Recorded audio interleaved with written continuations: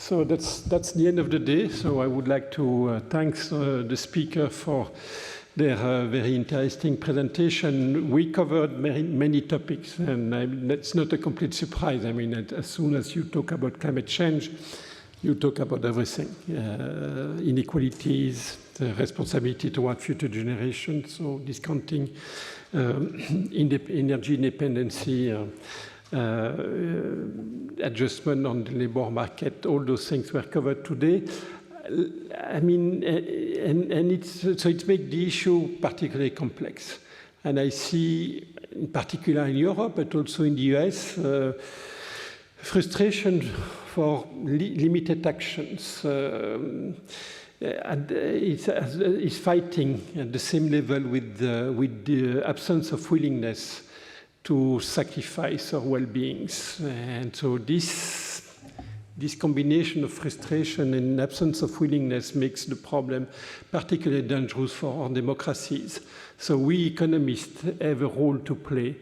At the same time, to try to explain the issues, the basic free-riding problem of externalities, but also explaining that being ambitious in terms of reducing emission, and politicians in Europe have been particularly strong in providing this ambition without translating this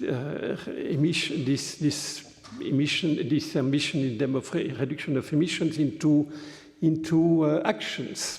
And what happened today at the EU Parliament is a particularly obvious example of that. In France, we have a left alliance for the election next Sunday that just explained that we should not reduce emissions by 55%, but by 65% by the end of this decade, without explaining how to do it, and not asking anything for the consumers, and just saying, oh, no problem. I mean, the state will solve the problem. We will organize ecological planning, planification écologique, to say it in French. We have a responsibility as economists to explain that sacrifice needs to be done. That can be done through least cost policies that protect the poor through redistribution of the fiscal revenues for carbon pricing. So we can do it. And what I've seen from different papers today is that this willingness and this operation of those policies, those efficient policies, can be done with now a relatively larger carbon price than what we used to propose 10 years ago. Either because we recognize that the politicians made this promise to reduce emissions in such a way that we stayed below 2 degrees Celsius, that forced us to have a larger carbon price, or in the cost-benefit approach, we recognize that now we need to use a smaller discount rate to discount the flow of damages generated by your emissions.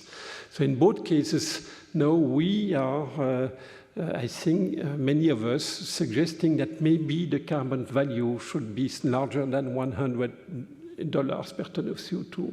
And that's a big change compared to what we used to propose in the past. So to sum up, two messages here.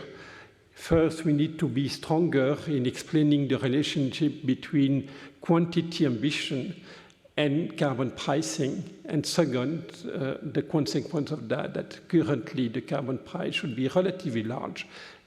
And that may be possible through a redistribution that make the poor relatively more with a larger welfare. Thank you very much. Have a good late day, and see you maybe in other forums in the next few years. This is not the end of the discussion. I'm sure we will have to debate with the politician, but also engage discussion with the public opinion to make sure that everyone understands that. Thank you very much.